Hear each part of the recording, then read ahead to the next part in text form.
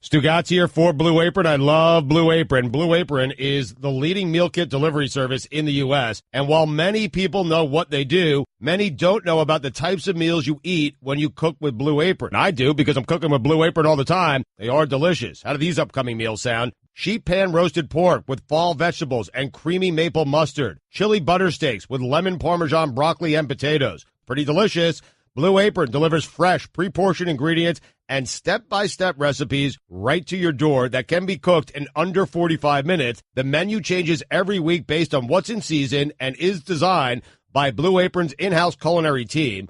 Blue Apron offers 12 new recipes each week, and customers can pick 2, 3, or 4 recipes based on what best fits their schedule. Man, I really love Blue Apron, having a great time with it. And if you want to have a great time with Blue Apron, cook your own food, man. It feels so good. Blue Apron is treating Dan Le Batard Show listeners to their first dinner, a $30 value, if you visit blueapron.com/Stugotz. That's STUGOTZ. So check out this week's menu and get your $30 off with free shipping at blueapron.com/Stugotz. Blue Apron, a better way to cook. It's time for some straight talk. The big wireless companies charge a boatload for their superior network coverage. But guess what? Straight Talk uses the same cell towers but charges a lot less. Who knew? Well, now you do. And I do. So let's do something. It's time to switch to Straight Talk. Unlimited plans start as low as $35 a month on America's largest, most dependable networks. Straight Talk Wireless. Only at Walmart. Savings may vary. A month equals 30 days. Please refer always to the latest terms and conditions of service at straighttalk.com. This is the Dan Le Batard Show with the Stugotz podcast. We've arrived at a disconcerting place when John Gruden is on television being disgusted by football, appalled by football. We will get to that football game last night, that violent, painful, unhealthy football game that was what all football games used to be back before we decided to start consulting the scientists. Now we're appalled by it. Everyone on our network's disgusted by it. It's what made you fall in love with football in the first place. That was the game. Every play, every week. That's the game. With all due respect to John Gruden, who's great, that John Gruden made a lot of money off John, of. that's the game that made you a very wealthy man, big man. That game that you saw last night, not the games you've been watching all season. So we'll get to that in a second. But before we get to that, I have to make fun of Greg Cote. So Greg Cote, who is Mr. Magoo around here, oblivious. And we're going to get to the Greg Cote presently running the Arizona State football program in a second. But this is what just happened, and I feel myself aging before your ears in a way that is painful to me as I shoot toward mortality. I am aging on the air in a way, I mean, Herm Edwards sounded so out of touch with his new job. We're going to play that sound for you in a second. Okay. But this is why I say Greg Cote is running the Arizona State program.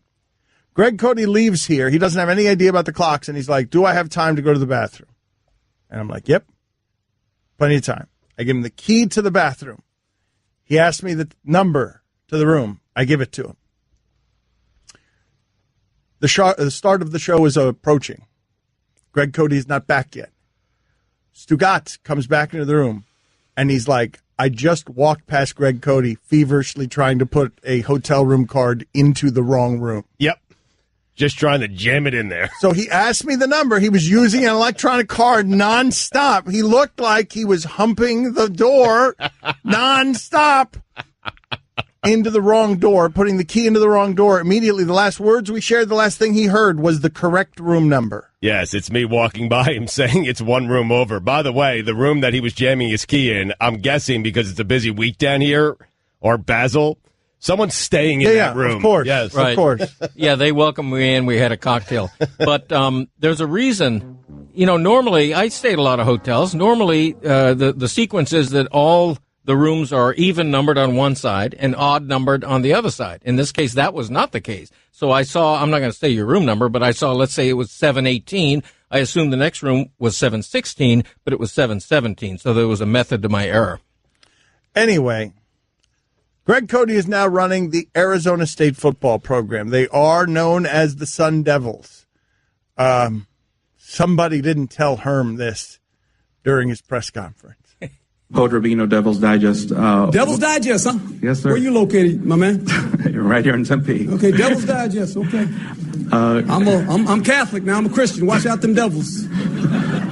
Just saying. Well, we're good, brother. You can see devils all over the place. I ain't taking it personal.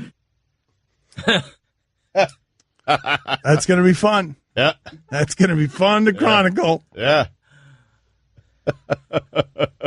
I heard the same thing sort of happened with Jimbo yesterday in Texas A&M. Like, he doesn't know any of the routines. Like, I love these ideas that we're getting to $80 million contracts, and these guys get there and they don't know what they're supposed to do, and they're like blaspheming against the history of the place because they don't know. But Texas A&M has a routine. There's a certain routine you're supposed to follow. Something. Jimbo botched the whole thing. Did you see when he landed off of his private plane? There was this military band that was playing for him. It was a very nice gesture. He just walked straight past it. They didn't even acknowledge them. It was the rudest thing. He looked like a dictator from a foreign land.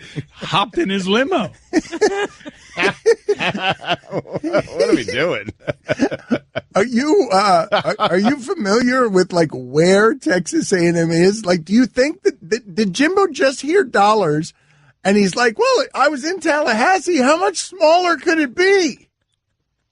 If they've got all this money, how much more desolate and remote can it be? Because I'm going to tell you that one of the saddest things I've ever done in my history of sports journalism, and keep in mind, it started covering city council meetings about sewage, was watching a football game at Baylor. Just everything that surrounded Baylor, it felt like depression was weighing on my back. Yeah. Is that Waco? Is that in Waco? It's just all of that stuff in that region where, we didn't know that Baylor had a football coach who was covering up all sorts of crimes. It got to us late, because we just weren't paying attention to what was going on in that area of the country. He's also coaching the Sun Devils. In hell. The Devils. So College Station's pretty bad, huh? I mean, I just don't think that necessarily that Jimbo knows what he is signed up for. A lot of money. Mm-hmm. Yep.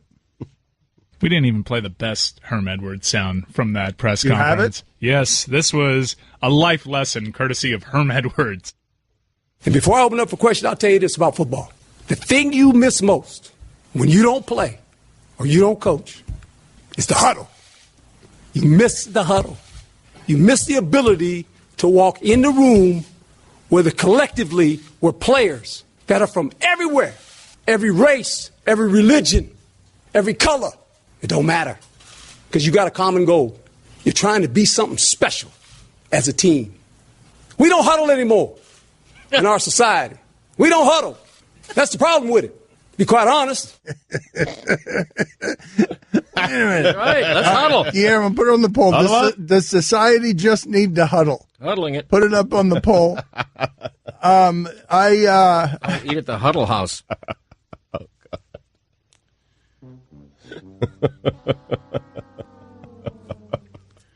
Off to a great start. Greg, I mean, really, What? dude. You never heard of the Huddle House? So, Herm Big Edwards. rival of the Waffle House. Chunky It is. Send him into the penalty box. No, wait, hang Send on. him out of Look here it to up the for you. penalty box. No, the Huddle House is, I'm not saying it's competing with the Waffle House, but the Huddle House is a real thing. Thank you. Just get him out of here. Thank you. Founded in 1964. That's 2 minutes in the box. See, this isn't fair because you're sending me to the penalty box thinking I made up Huddle House. No, When in he fact, sends it's a you to real the penalty thing. box for not being funny. It's a radio penalty. It's not. It's just for being terrible at radio. It's 2 minutes. It's 2 minutes for not being funny. For ruining the show. And look, man, we have put so many devices in this show that are meant solely and exclusively to carry you when you send us spiraling into the sewage. There's show killer. There's penalty box. There's this damn sound right here. I haven't been pressing right the whole segment. Remember that conversation we had, Dan, when we were about to go national, and we had Greg Cote on as a local guest co-host, but we were trying to figure out if he would work at all nationally, because with the other co-hosts, we knew that we could default to certain sports topics, but with Greg, we can't really default to local sports teams. And Mike, we are having right now on the air the same conversation that the Arizona State athletic director had with his president after that press conference. Well, the answer to our debate about it was we'll just default to him being terrible. Right, and they're just going to default to him being Herm. Like they were like watching that press conference. Watch, he'll fix it at the end, and that's what we have to do as a society. We need to huddle. They were like just rooting for him. He'll be Herm at the end. The problem is when you step on the campus, you take all their money, and you're saying that you don't know they're the Devils. That's amazing sound we just heard. You don't need to know very much else, do you? Like, if I gave you a top 3 of things that Herm Edwards needs to know before this press conference starts. Devils is in the top 3, yes. Maybe number 1. Know the team's name. No, don't make a Devils joke. I like how he referenced the conference, the Pac-12. He made it more professional sounding, and it just came off a little kooky. I'm here to build a program on top of the foundation that's already been built here. That's what we're here to do. We're here to be relevant in the Pacific 12. Oh. Oh. Or, wait a second, does he not know? Oh.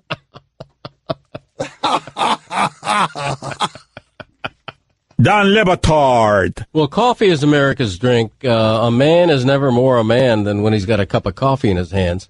Although I love it when I see a woman drinking coffee. Stugotz. Coffee means hot coffee. Iced coffee works against the coffee brand. Coffee is hot coffee. It can be black, it can be sweetened, lightened, but coffee is hot coffee. But unquestionably, that's America's drink. Can't be a Frappuccino? No, Right, no, right. no. Does it not go without saying that would be an excellent back in my day if you believe in this so strongly? The idea that coffees have mutated into all of these flavors that are unacceptable to you? I think I did one of those. One of my most popular ones. Coffee! This is the Don Batard Show with the Stugotz on ESPN Radio. That video last night, I burst out laughing. I know many of you found football last night hard to watch. I know many of you are disgusted. I know we've reached an odd place when John Gruden is on television, on ESPN, corporate partner, saying he was disgusted by everything he saw last night. It was a lot of penalties. It was a pretty awful game to watch for a lot of reasons. But let's hear this Gruden sound, because this right here is the face and the voice of football for this network, and in a lot of ways, just period. This is the guy. He's football. He's the face of football in many ways. Replaced John Madden, really, as a face of football. And look at what he had to say off of that game last night. The penalty on Juju Smith-Schuster, uncalled for. The unsportsmanlike conduct penalty, very disgusting, disturbing. I thought the hit by George Iloka was uncalled for. It's bad for football. There's going to be some fines. There's going to be some stringent discipline. Let's just hope a lot of these men are able to get up tomorrow morning and move on with life. But some of this stuff got out of hand tonight. It's very disgusting and disturbing. That's harsh from him, man. It really is. This guy really is. loves football. He's an NFL cheerleader. So much. He is. But, John, where you been? Right. You won the Super Bowl with a team that did that to people. Yep. I mean, that's the way the sport was played every game, every single week when he was coaching it. What changed last night was not the football. What changed last night is we are now different in terms of how we've been informed on what the consequences of this are. And when you see 300-pound men crying in a prayer circle, and when you don't know if you just saw on live television a young athlete in his prime paralyzed, because it's what we all feared enough that one of the linemen for Pittsburgh was crying on the sidelines because what was being feared there is paralysis. And I ask you this, that hit didn't look like anything. That Shazier hit didn't look like anything. That's just the one that happened to clip him. Right. But what they're doing routinely out there is more violent than that. Routinely. And then the attitude of these people, Antonio Brown is more honest than just about anybody in the room, because he's just screaming because he doesn't care how things look, because he'll show up at training camp in like a horse and carriage, and he'll be on Facebook in the locker room. Antonio Brown was yelling as the apology was being made in the Pittsburgh locker room for that hit. on Burfict, Antonio Brown was yelling karma. Karma. Karma. He's singing it in the locker room. And that's what all that stuff is what we grew up on and made us love football. Of course. I mean, that was the mentality of football, and it still is the mentality of football. But it's funny to watch us now clutch our rosary beads as a network. It's pretty funny to watch so many of these people who have made their careers on the violence of that sport now clutch their rosary beads. I cringed when I saw that hit last night, but I would have cringed 10 years ago had I saw that exact reaction. It's awful, but it's also football. Yes, it happens. It is a possibility on every game you're watching on every Saturday and every Sunday. But for me, there's a cumulative effect of the violence of it. Because when Shazier was prone, motionless last night, and I thought he was paralyzed. For the first time ever, it flashed through my mind, if I had a young boy right now who was of that age, I'm not sure if I'd let him play football. And that's the first time that's ever really occurred to me. That seems odd, given that you were around at the time that Mike Utley was paralyzed on a field. You were covering football during that time. But again, it's a cumulative effect because, the paralyzing injury is still exceptionally rare, but the concussions, just the knee injury, just the routineness of the injuries, the idea that you watch an NFL game right now and chances are somebody's going to be injured to the point where they go on IR next week. Well, what I am saying, though, is in the middle of all that, I was laughing at my television because I cannot think of a better snapshot. This felt to me like a Leroy Neiman painting for the sport, a piece of art. Antonio Brown catches a touchdown pass. He gets totally annihilated. His face came off. His face was in the other end zone, but he was still holding the football. And then he spread his arms to signal touchdown flat on his back. And then refs just started launching flags in the direction. So all you saw on your camera screen, it was brilliant camera work by the director, is dollops of yellow like paint falling in the happiness of Antonio Brown at the center of something that was just unhealthy and violent and extreme and awful. And in the middle of it, he's happy and winning, and penalties are falling all over the place, and the ambulance isn't even available to him because it's been taken somewhere else to take someone else to the hospital. They ran out of him. And that is football, baby. Splash. He was drowned. There were so many flags around him. I'm telling you, that video, it felt to me like a painting, like watching a great artist work. It goes violent hit. Oh, no, he held on to it. Oh, is he smiling? Wait a minute. His arms are being raised. Wait a minute. Yes. And now the refs are launching the flags because the violence was excessive. It was beautiful. I wanted to cry. And his face in the opposite end zone is smiling. Yeah, his face 24 yards away was smiling.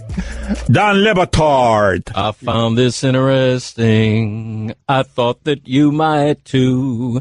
There's good friends and good women. Sometimes both won't do. Stugotz. When you're as drunk as you can get, high as you can be. I can't remember the next line. Da-da-da-dee-dee. Yeah. Da-da-da-da-da-da-dum. Yeah. Thank you. This is the Don Le Batard Show with the Stugotz on ESPN Radio. People are now mad at me. This always happens. We're getting some version of this. Thanks, Dan. We haven't had a I Hate Football, Guys Will Die show in a while. Good to hear some of your classics. You're playing the hits. And that meathead Tony Baselli is angry at us. We know we're on the right side of justice whenever he's howling. Right. I think Baselli is actually, what he's saying is everyone goes crazy after last night's hits, and it's a gross overreaction to what we saw. I'm with Baselli on that part of it, though. Here's what I laugh at. Get out of here with John Gruden as moral authority on this. Right. And he's also saying, I hope everyone's okay, but that's the sport, and you can't lead with your head. That's what they're trying to teach. He won a championship with a defense that was a menace. He won a championship with a defense that hit like that, like what we were watching last night. Right. The Shazier thing, that doesn't happen every week, but hits like the Juju Smith-Schuster hit, that happens every week. I just didn't have the benefit of Scott Hansen whisking me away so I didn't have to sit there alone in the dark with my feelings. And you know what? If that's how they feel afterwards, the Steelers, about Vontaze Burfict, where they're saying that in the locker room, then so be it. That's the sport. It's the nature of the sport. I'm sorry. It's competition. I just love that these things are escalating to a point where the violence can't be contained, whether it's Talib or Crabtree having a grudge for a year or these two teams having a grudge that dates back. Like, that's some of the stuff that made you love in football. All of us saw Ray Lewis steal Eddie George's soul. Like, because of the way those teams used to play, those teams were celebrated. Ray Lewis was celebrated for playing everything that we saw last night. All of it. It's worse this year. We talked about it a couple of Tuesdays ago. No, we know. I don't think it's worse this year. I think we know more this year. We're seeing more gratuitous violence, more intentional violence, more hockey-like fights between guys. No, I'm with Dan. I think it's just our knowledge. We have more knowledge of what it can do. They haven't changed, man. We're just more squeamish.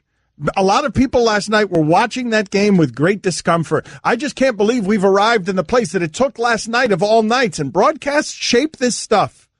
For John Gruden to lose patience with what it is that he was watching. This person is a voice, a highly paid voice on behalf of the sport, for the sport. Greg Cote identified him correctly when he says credible cheerleader on behalf of the sport. Don't get mad at me for anything I've said here. I'm laughing at what Antonio Brown did last night. It's John Gruden who's indignant.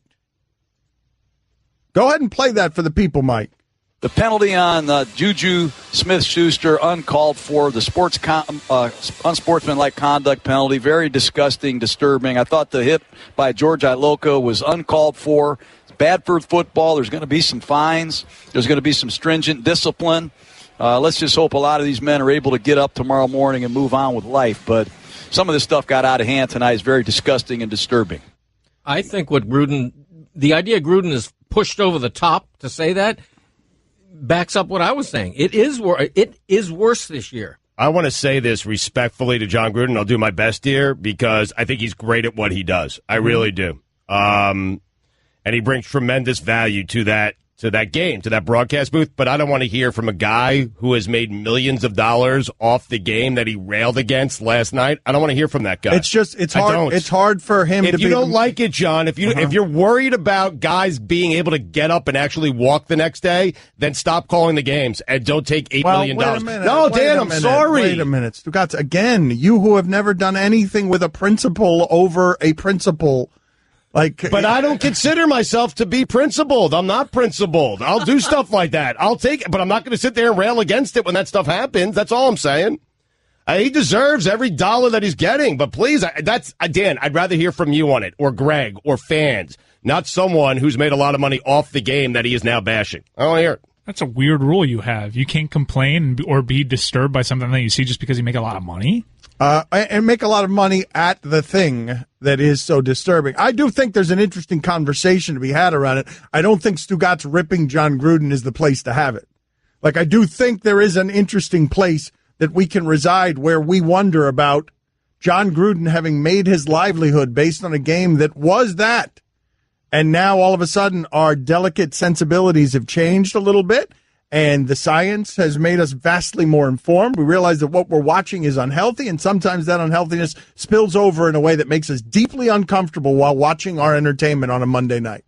You know, you sort of make a living off of this too, Stugotz. Yeah, but I'm not sitting here railing against it, Mike. I was not a coach in the NFL. I did not make my living and, have everything that I have because of that sport. And so to sit there and have that kind of reaction off of a couple of hits last night to me was odd. That part I think is interesting. We don't have to make it about Gruden. We could just make it in general about a coach.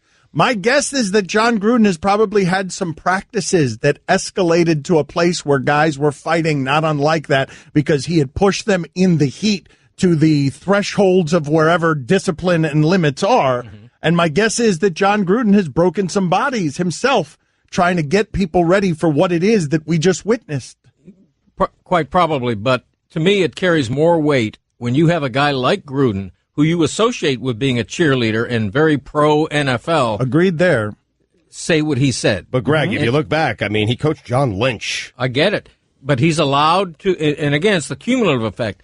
Even John Gruden is allowed to reach a tipping point where he says, wow, yes, that's too much. You know what, though? Okay, that's fine. But one of the reasons that I don't want John Gruden as the moral authority on this as well is I'd rather hear from Baselli and the meathead, because Gruden didn't actually put his body on the line on what it is that we're talking about here. So it's easy for Gruden to either be disgusted or make a lot of money when he's not the one who has to deal with any of the physical pain. Mm-hmm. That's a fair comment. I would actually rather hear from people tell me. I want to hear from some of the gladiators. Did you find last night disgusting? Because how many do you think would tell me they do? I'd like to hear from them. And I'm not saying they're right. I just want that. My objection when it comes to football isn't that it's violent or unhealthy. I feel like I've always understood those things. My objection when it comes to football is the camouflage, the disguises that they're trying to sell us, that it's something that it's not, that it's not that violent, that it's safe. Like, stop lying to me. That's only my objection about football. I love football. I love watching football. What I saw last night was delightfully entertaining. Don't tell me it's not football. Yes, it has been football. For my entire adult life, what I saw last night, that was football. That our minds have changed about this because the science has informed us more about it over the last 5 years is noble and right and good. But I enjoy my violence. And you give it to me, and it makes a lot of money for everybody.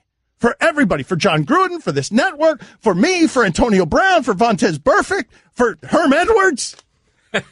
I mean, for me. But this is what it is, though. Stop. The porn star who made her or his riches in porn. Stop telling me it's not porn. That's the problem with it.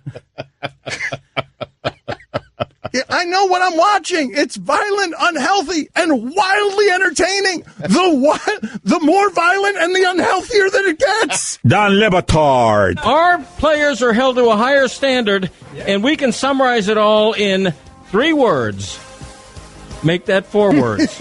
We are the Lobos. We are the Lobos. Thank you. Stugotz. We are the Lobos. We are the Lobos. I don't know. We are the Lobos. We are the Lobos.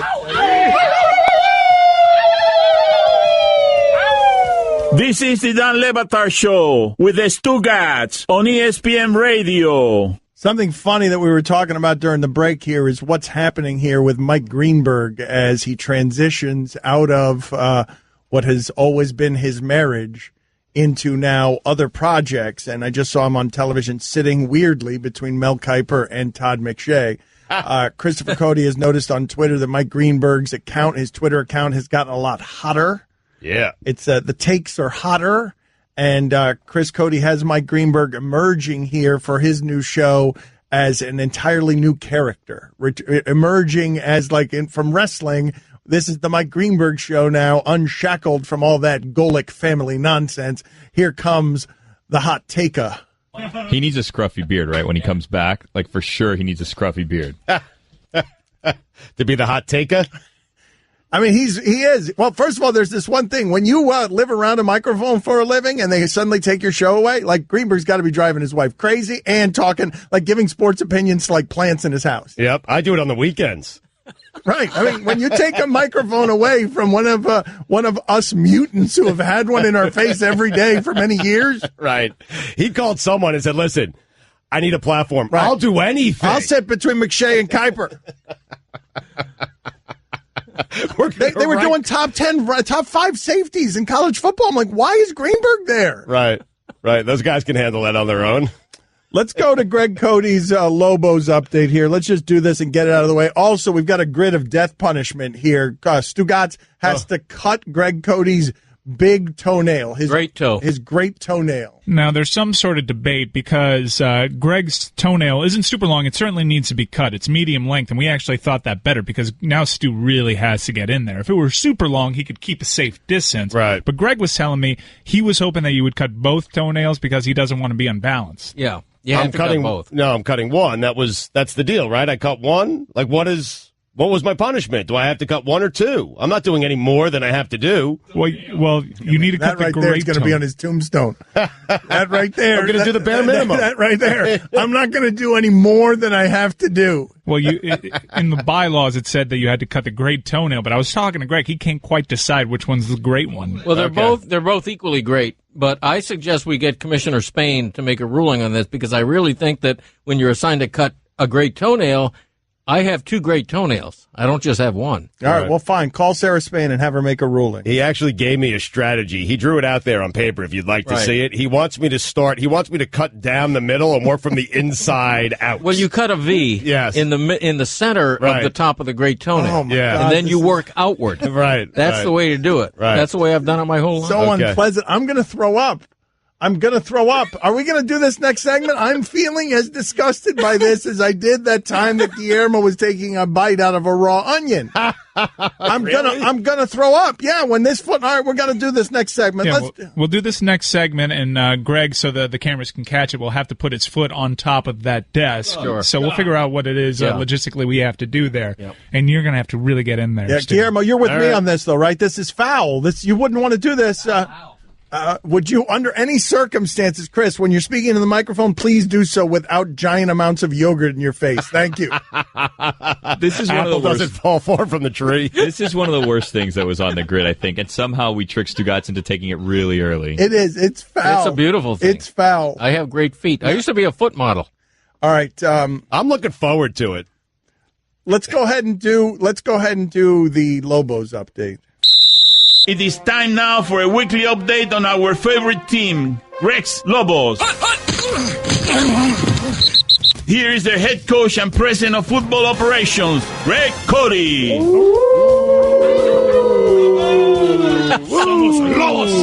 Playoffs are coming up, right? Playoffs. Well, ladies and gentlemen, let me tell you something. We lost our regular season ender. We got buried by Mina Kimes, who had a wonderful game. The Gurley men put 6 people in double figures, but yet had no one with more than 21 points. Had a decent game, but got buried. But here's the most important thing. The playoffs are around the corner, and don't you know it, Greg's Lobos have a seat at the table. How about that? Yeah. Lobos in the playoffs. Yes. The second season. Damn right. We aim to win the championship. Matter of fact, I'm going to guarantee a Lobos championship. Whoa. That's right. Who's your first round matchup?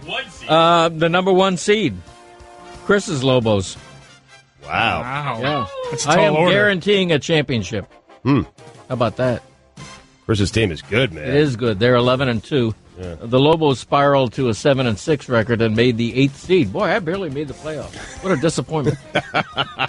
Seriously, I'm Greg's Lobos. How can I be 7-6? Doesn't matter. You're How'd in. that happen? You have a shot. You're in. It doesn't matter. How are you just realizing this, that your team's not any good and that you squeaked into the playoffs? Like how? It seems like I was really good. I must have lost like 3 in a row. How is this a discovery to you? I don't understand. Like how you're.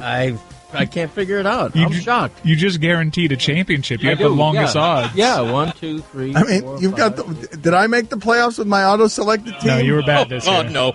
No, you didn't make it. You weren't last though. Am I in there, Greg? I don't know if I made it or not. Yeah, Nice. you're the 6th seed. There's nothing less interesting than someone else's fantasy team. I hate this segment so much. Like I can't even explain it to you. It's a beautiful thing, man. Dan, you had 4 wins this season. You beat 4 other teams. Way to go. No, 5 and 8. Wow. Yeah, 5 and 8. You had a better It record. sounds like I almost made the playoffs. You did. It sounds like I was right there. Yeah. Don't get carried away. What, like 2 games short? Yeah. Well, plus tiebreakers.